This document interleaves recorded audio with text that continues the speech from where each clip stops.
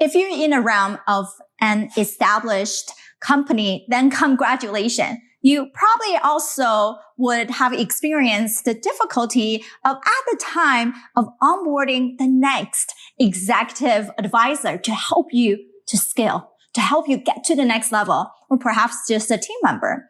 How do you ensure that person can help you to get to the point and seamlessly integrate with the team that you already have without disturbing the harmony?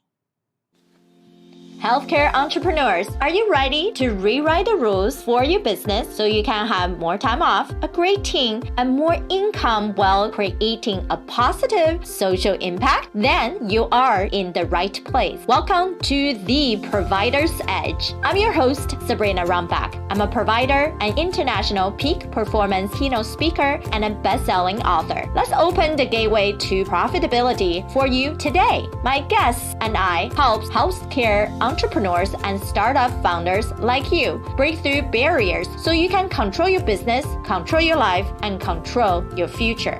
This is your defining moment to be a disruptor in healthcare.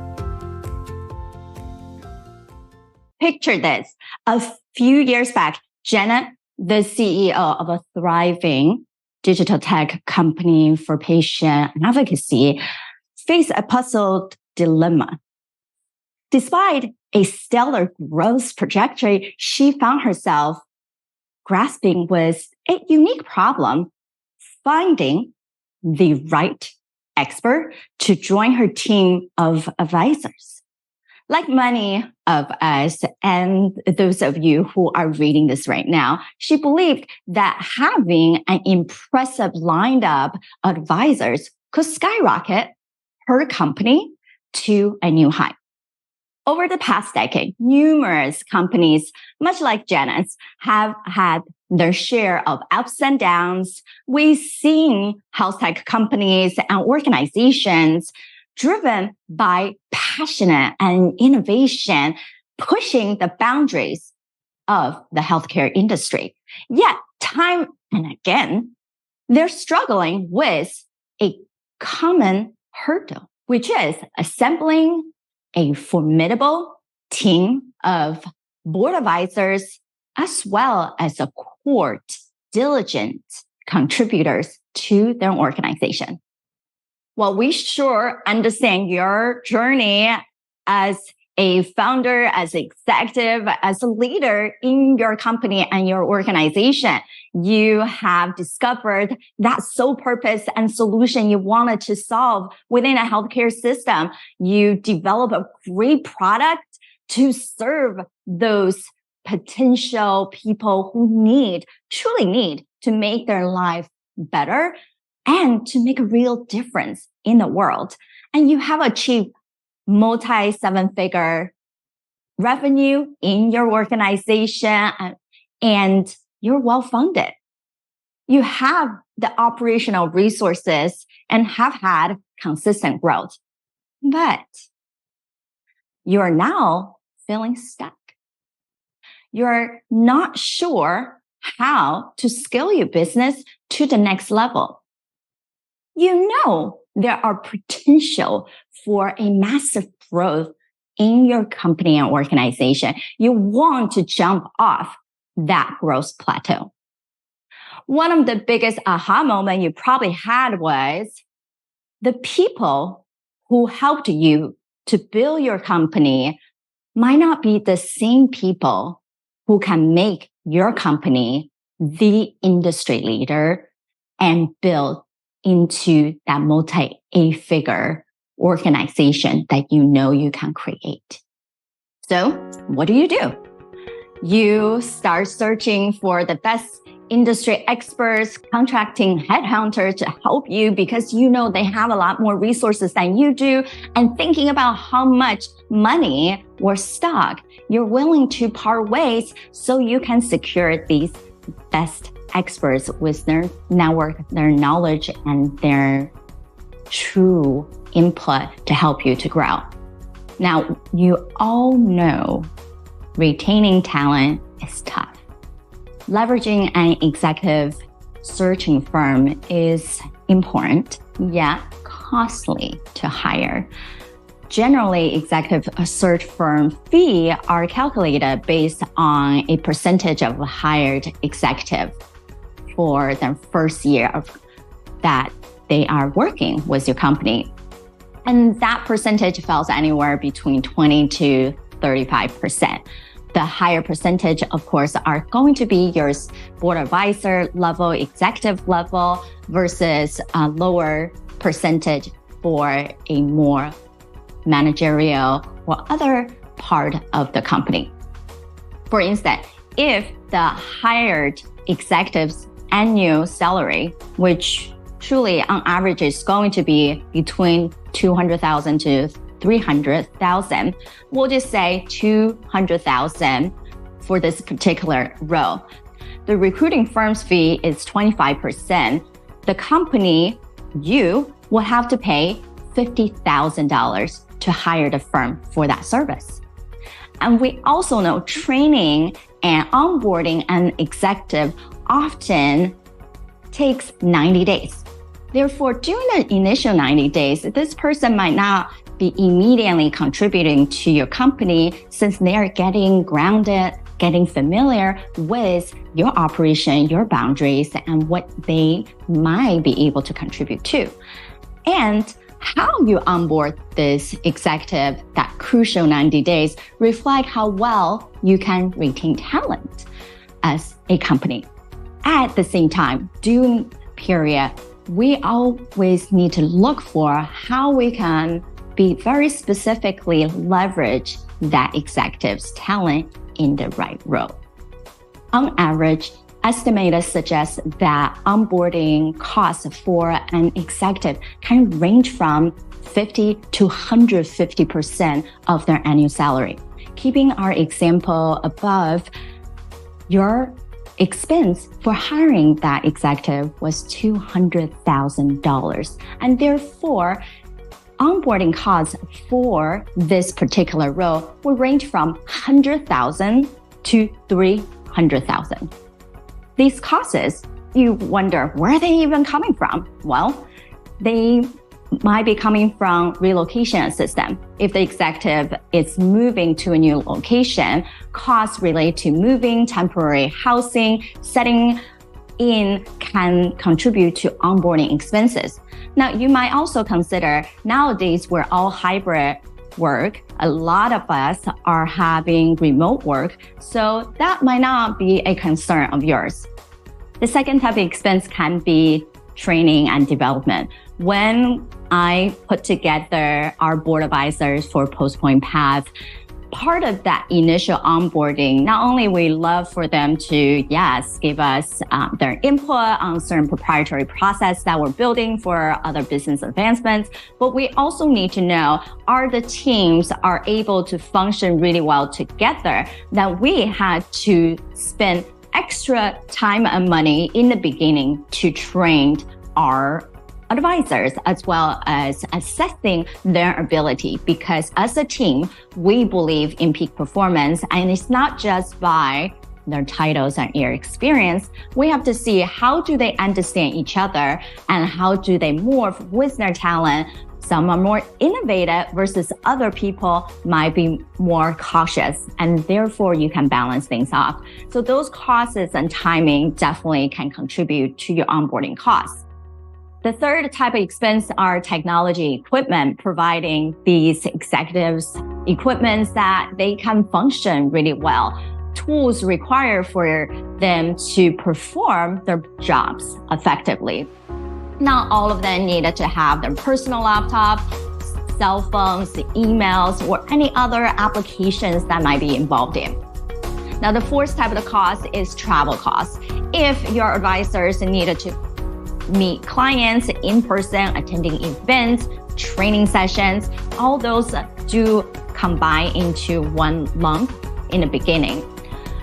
The fifth type of cost is orientation and integration. Like what we mentioned before, not just training on skill sets and understanding their personal character and how they integrate with others, but this type of orientation is more internal, operational side of expense of figuring out the team dynamic.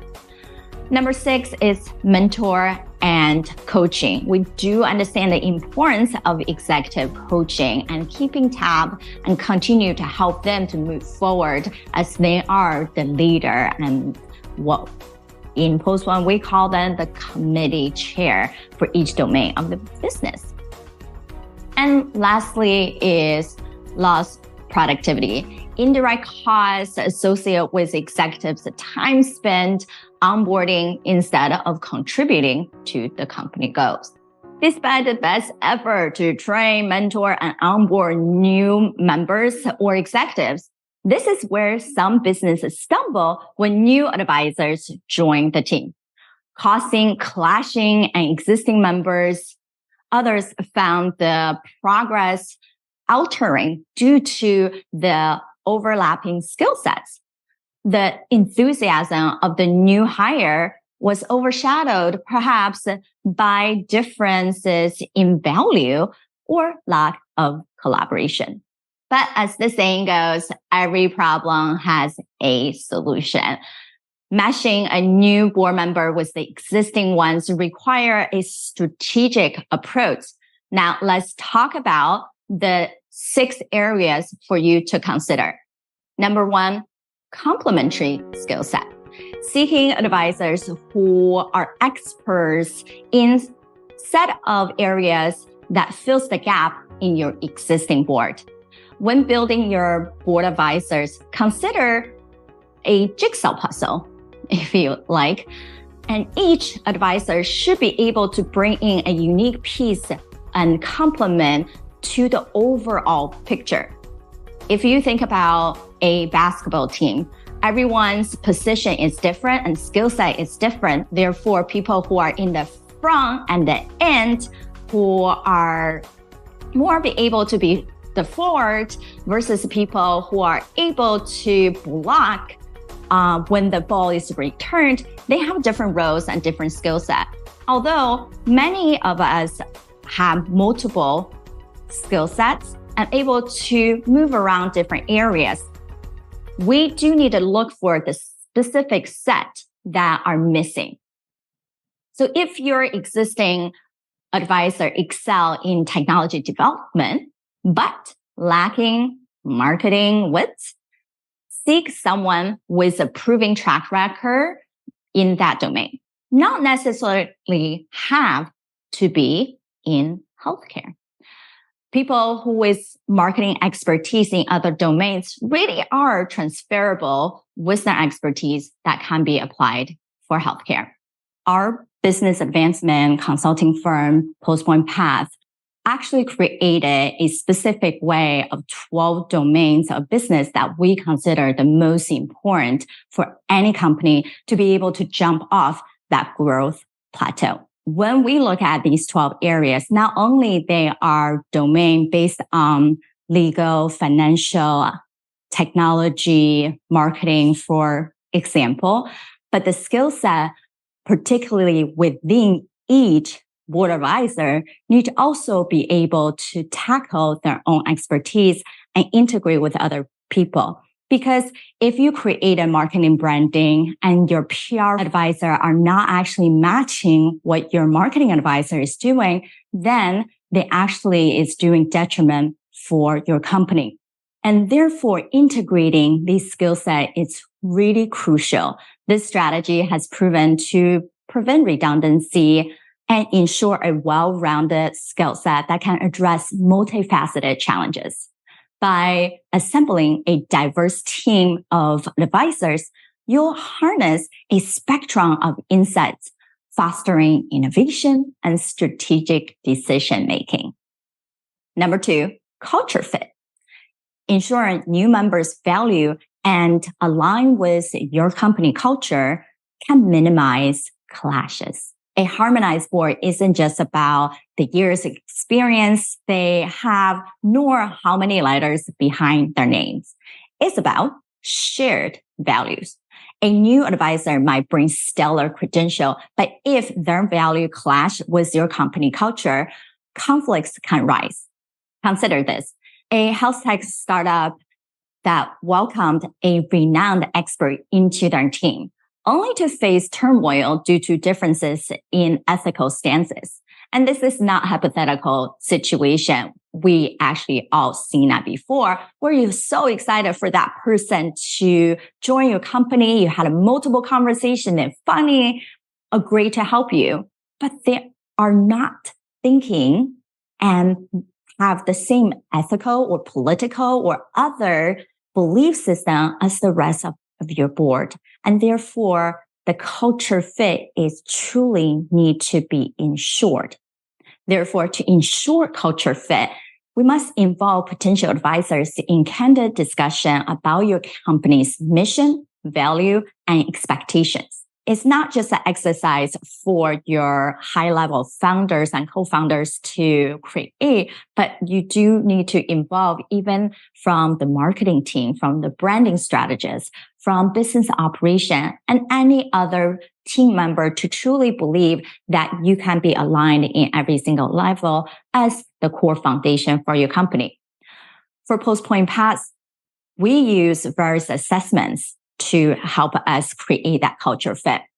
For example, we have 6 core assessments that we take the entire board through, as well as our clients through. The top 3 that I can think about, especially for culture fit, is number 1, a purpose alignment reading with our business intuitive to see how are the founders in that organization truly play into their highest purpose.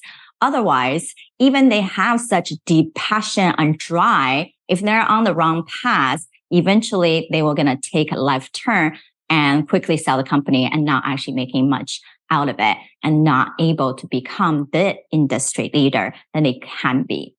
Number 2, predict index, one of the only tested assessment to use for hiring the quickest way. We take our entire board through this to see on what quadrant of skill sets are majority of our board advisors. And when we needed to add additional experts, we needed to make sure they fill the other quadrants so we're not so dominant in one area. And even they come in with good skill set and they're not well balanced for us, that is still a no.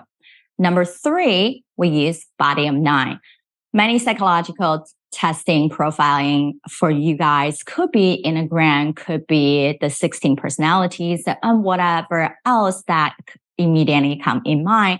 Those testing are mostly based on nurturing. You can change your thinking from year to year, month to month due to the environment situation that you have experienced. However, we can actually identify the way that people perceive things and how they understand things through their physical body. Just like when you go to a yoga or Pilates class, how come the way even you got into the same exercise, the same position, you feel different than the person next to you? It all comes from our body. So based on our body features, actually across all cultures, there are common ground of 9 different types. So we are able to say, how do I not have conflicts? How come you think you're being so clear, so detailed about a project? Someone else feel like you gave too much information versus other people feel like you did not share enough.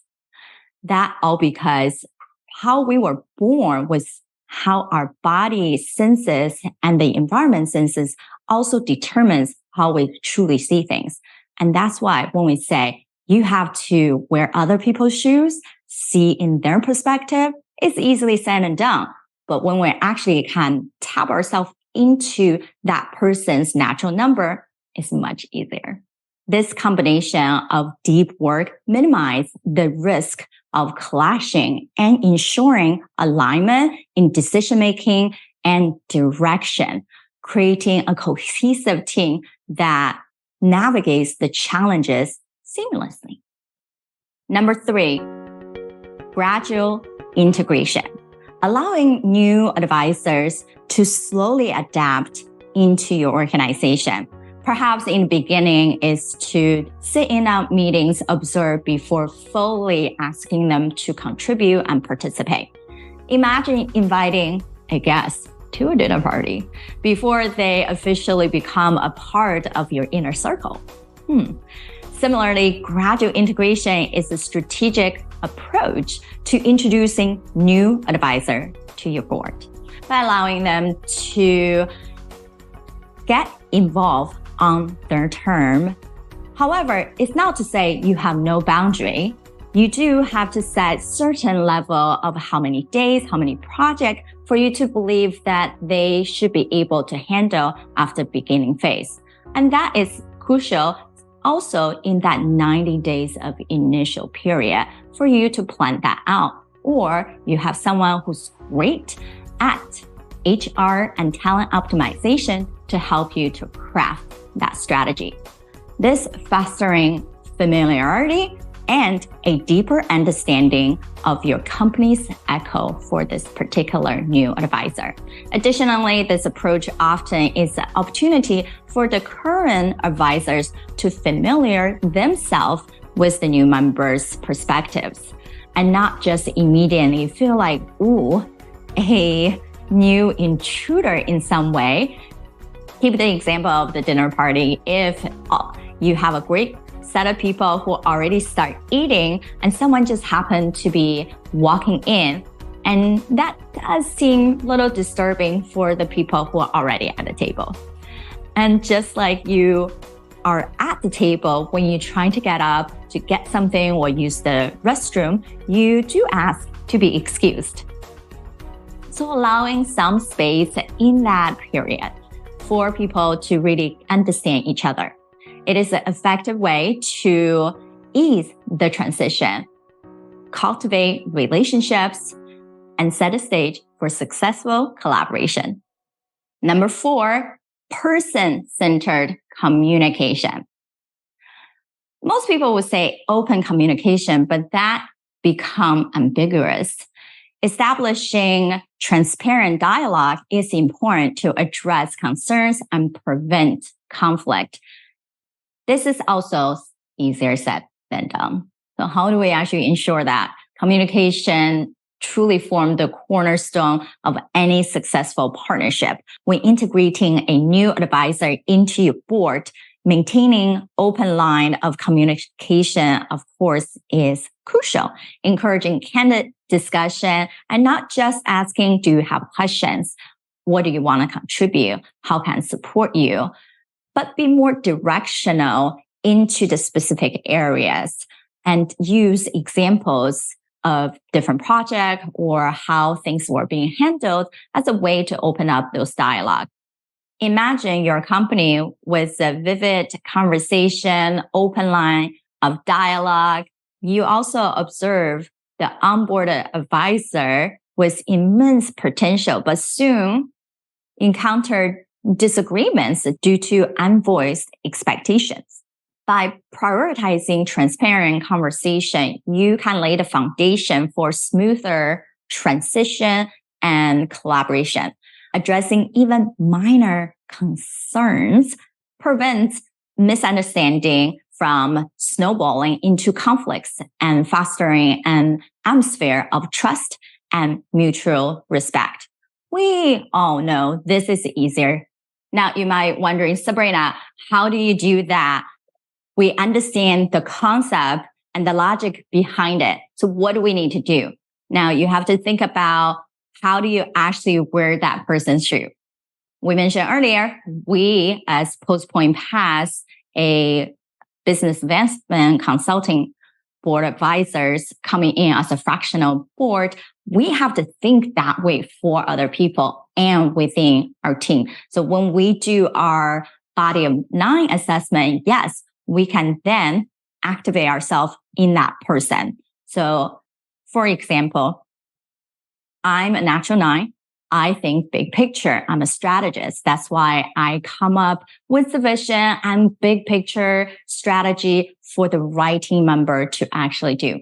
However, because I'm a big picture person, I love information. So I can decipher, because one of my skill set is looking into what's existing and figure out what holes are there and how things are not in harmony.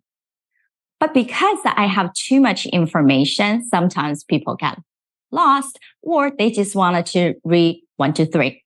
Too much, don't read type of people. So when I communicate with someone who is in that round, I simply change my way and looking into how they fit their body, mimic that way, and energetically also be with them in that circle and to be able to communicate. And that's something that we can train ourselves for. Now you might think, okay, too much work. I still have to learn about that. What other things we can do? We also use what's called positive intelligence. That's when you're doing all the things. You have the right team member, but they are not working together. Or you feel like you have a great integrated team and everyone working so hard, but things are still moving so slowly. And you have specific deadlines. You are communicating the weight that you can't possibly do any better, and things still get dropped. Well, some of that is whether you haven't seen what your saboteurs are. So we know by study there are 10 different sabotaging tendencies. And if you can identify them right away in the moment of, then of course it's easier for you to process and be able to integrate with other people. And we'll talk about that next. So when we are able to point out what is the myth and be able to talk in their language specifically and be very specific, then it's easier to solve the issue at hand and creating a learning environment to say any challenge, any obstacle is a way for you to learn. So you can do better next time or completely change your course and not get sidetracked.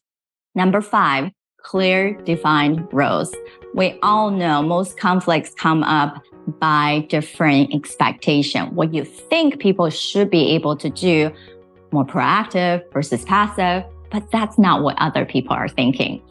Clearly outlining roles and responsibilities to prevent any overlap as well as gaps in the organization's movement and operational effectiveness. Imagine a relay race where each runner knows their leg of race. Similarly, on your board, define roles and responsibility is crucial to avoid stepping on to each other's toes. Clearly outline what each advisor brings to the table and how their expertise contribute to your company's success.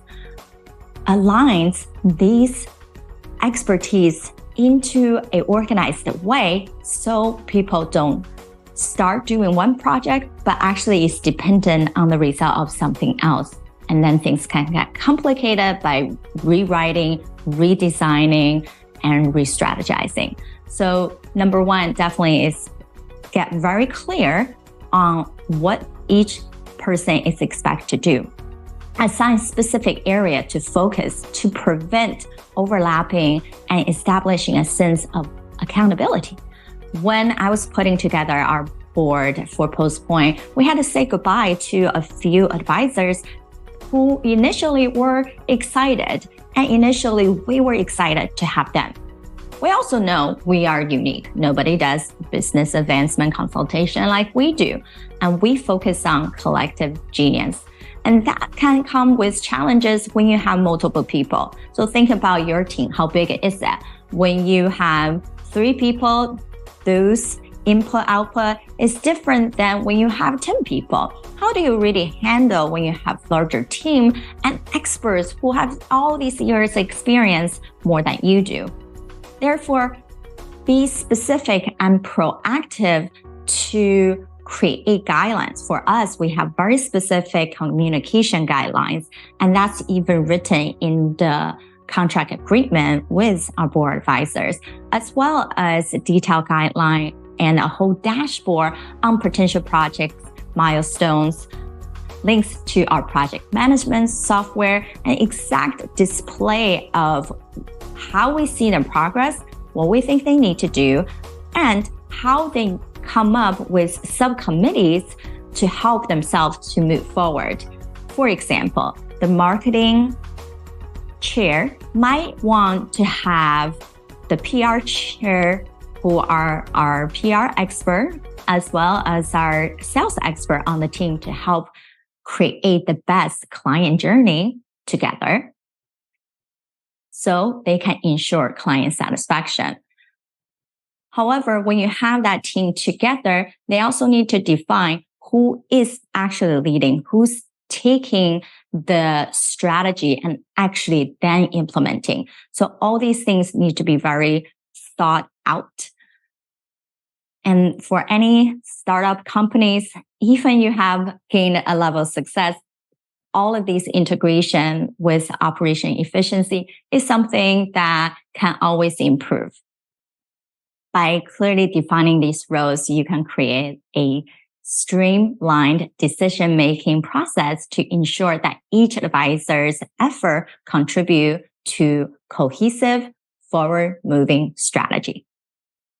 Well, thank you for being here so far. We had the last point to share with you before we conclude. I want to take a moment to say for all of those who've been watching, listening to us on Provider's Edge, we appreciate you. Please subscribe to our channel and on your favorite podcast platform. We're excited to hear your feedback on how you are leveraging these strategies when you are hiring these high-level talent to your team and organization. So please reach out. I'm active on LinkedIn at Sabrina Rumbach. I'd love to have a conversation to see if any of this you already been doing or has been helpful for you. All right, let's finish the rest of our show. Number 6, implementing protocols to handle disrupts effectively and prevent escalation. Even the most harmonized team can face disagreement. The key lies in how conflicts are being handled. Establishing clear protocol to address disruptions promptly and professionally. Consider that you, as a tech company, are facing a drift within your board that could have led to a complete breakdown. However, predefined conflict resolution mechanisms were established and therefore can ensure that addressing the issue head on. By having a open dialogue with immediate mediation strategies and that come natural and doesn't seem forced, then you can ensure you catch the issue head on right away. And instead of creating further misunderstanding or argument, for PulsePoint Path, one of our assessment is positive intelligence, as I mentioned earlier.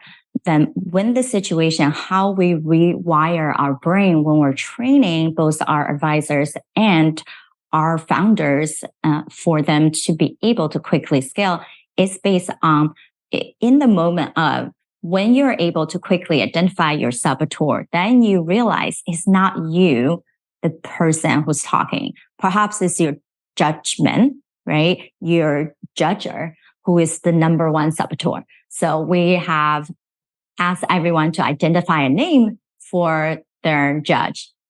And mine is the itty bitty shitty committee. If she sings, if these choir keep going, then I can at least catch myself right away. That's not what they meant to say. Everyone is correct at least 10% of the time. So we give the space. Then I can train my mind by doing different sensational or physical exercise to turn myself into that higher level, even within minutes. So to move forward, numerous studies have also shown us for any one negative experience, take at least 3 positive ones to convert, and some even higher. So we have to be very conscious about what are the tendencies. Perhaps our other controllers is the victim mindset versus the controller or versus hyperachiever. Whatever that really means, we have to be focused on what's preventing us from moving forward in that conversation and catch us right away so we can divert our thinking and be more in understanding of someone else. And therefore, with combination of work of body of 9 and positive intelligence. And we can really put ourselves in a better state to have that conversation and not to be upset and still keep thinking over and over again what actually happened and what you can change, what other people should be changing. And those are the mindset that true judger as a saboteur is doing, instead of who you are, the understanding, the logical person who can actually be empathetic, be creative to solve any problem. And here is the best part. We know you truly are the most innovative, most creative, most likely to influence positively for your entire team, your company. And that's why you have a solution and to help other people with your product and services. And we all truly know that put anything together is not easy. Having that entrepreneur mindset, not everybody have it. And we all know it can feel lonely sometimes in your position. And it can also feel like a roller coaster. When we put together PulsePoint Path, I had to embrace a combination of these strategies and handpicked our advisor with skill set that complementary each of the board and each area of the major key function of our business, and have a whole process and slowly evaluating and also learning how to onboard, how to ask for the input and also give input. How do you set deadline? And for those who has pushed past the deadline and still try to bring them back and not feel hurt in the process or feeling like they are not able to do what you ask them to do when you spend hours and your sweat equity plus money and to put in to really see that ROI. So open discussion and redefine roles as we further understand each other by various assessment is crucial. And I'm hoping that you also have a way to adapt some of these things into your organization with protocols, tools that you can use to steer your board, just like we did, to minimize conflicts and truly create that harmony and great environment that people wanted to stay and continue working together. All right, let's quickly recap. Number 1 is complementary skill sets. Number 2, culture fit. Number 3, gradual integration. Number 4, person-centered communication. Number 5, clearly defined roles. And number 6, conflict resolution protocols. If you are on the cusp of welcoming a new advisor, remember, building a cohesive board is an art, and the pieces should fit harmoniously, because you guys know I don't like the word balance. If we truly have balance, that means everyone shared the exact same portion. That's just not possible. And therefore, it's truly about creating harmony in that environment, a culture that you bring in that specifically define your uniqueness. By considering these strategies that we mentioned today, you can ensure a smooth, successful integration. And of course, we would love to talk to you if that's something that you consider to adapt, use, and get some clarity. And perhaps sometimes when you're so close to your own challenges or your own organization, you're actually not sure where you can expand or where the holes are for us to really give you the strategy to be able to patch them up. If you're watching this or listening, we appreciate you. And please drop me a message on LinkedIn or comment directly below wherever you are listening and watching us, and share with us which strategies perhaps you are excited to implement or things that you already done and you even done it better. We will love to hear it, and comment below wherever you are watching and listening. We'd love to hear which one of the strategies we discussed today out of the 6 that you're excited to implement for the next time when you bring on a new board advisor. Thank you for tuning in to Provider's Edge podcast. We hope you enjoy our latest episode and found the insights and tips helpful. We'd love to hear your feedback on the show and learn what topics you'd like us to cover in the future. So please take a moment to leave us a review on your favorite podcast platform and let us know what you think. Your feedback is essential to help us improve the show and provide you with the content you need to take your healthcare business to the next level. Thank you for your support, and we look forward to hearing from you soon.